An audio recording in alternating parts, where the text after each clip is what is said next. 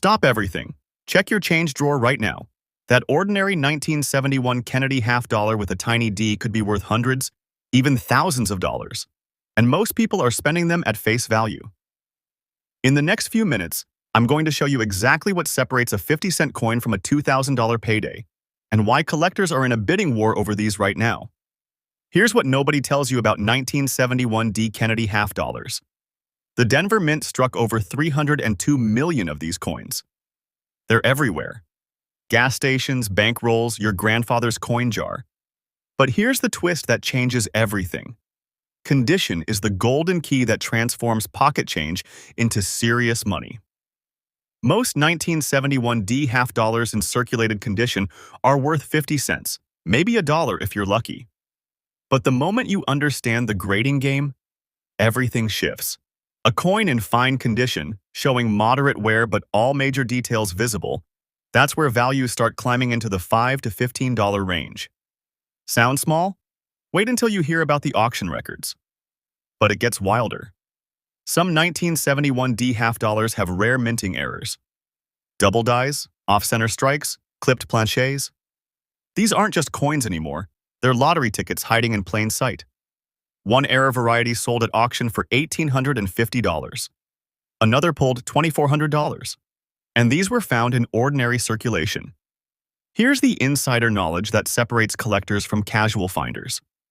The difference between a $1 coin and a $200 coin comes down to understanding the Sheldon scale. This is the secret language of numismatics, and once you crack it, you'll never look at coins the same way. Fine condition, labeled F12 to F15, means Kennedy's hair shows moderate to considerable wear, but individual strands remain visible. The eagle's breast feathers on the reverse? Worn but outlined. This grade typically commands $8 to $15 in today's market for common dates. But shift up to extremely fine, EF40 to EF45, and values jump to $25 to $45. At this grade, Kennedy's hair retains sharp detail, cheek lines are crisp, and the eagle's feathers show clear separation. The difference between these grades? Often just millimeters of preserved metal. That's why a jeweler's loupe is your most valuable tool. And here's what's driving prices insane right now. Silver content. Every 1971 D Kennedy half contains 40% silver.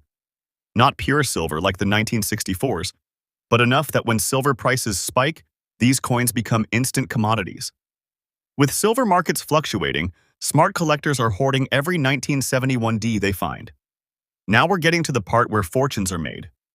Error coins are the holy grail, and 1971 D half dollars have produced some jaw-dropping varieties that auction houses fight over. The double die obverse. This error shows doubling on Liberty and the date. Under magnification, letters appear to have a ghost image. One specimen graded MS64 sold for $1,850 at heritage auctions. In fine condition, these still command $150 to $300.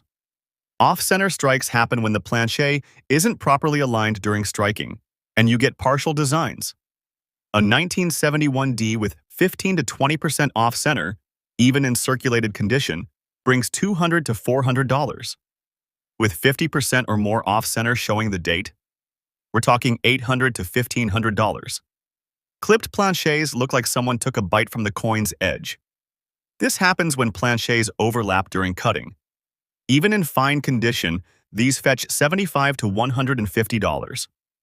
Why? Because error coins are exponentially rarer than their mintage suggests.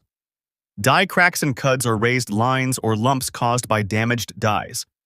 Major cuds on 1971 D halves bring $50 to $200 depending on size and location. The rule is simple.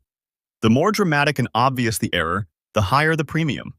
Right now, and I mean this moment, the market for Kennedy half dollars is experiencing unprecedented demand.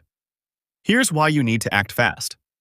Recent auction data shows standard 1971 D halves in fine condition selling for $12 to $18 at major auctions like Stack's Bowers and Heritage. That's triple their melt value. Why the surge? Younger collectors entering the market, silver's volatility, and pandemic-era coin hoarding creating supply shortages. but the real money is in uncirculated and error examples. A 1971 D-graded MS-67 by PCGS recently hammered at $2,760.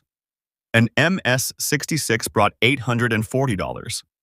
Even MS-64 specimens, which show minor bag marks but full luster, are hitting $150 to $250. Here's your action plan. Search bankrolls. A $10 box of half dollars could yield dozens of 1971 Ds. Check every coin with a magnifying glass for errors. Examine Kennedy's jawline, the date area, and edge reading. Submit promising candidates to PCGS or NGC for professional grading.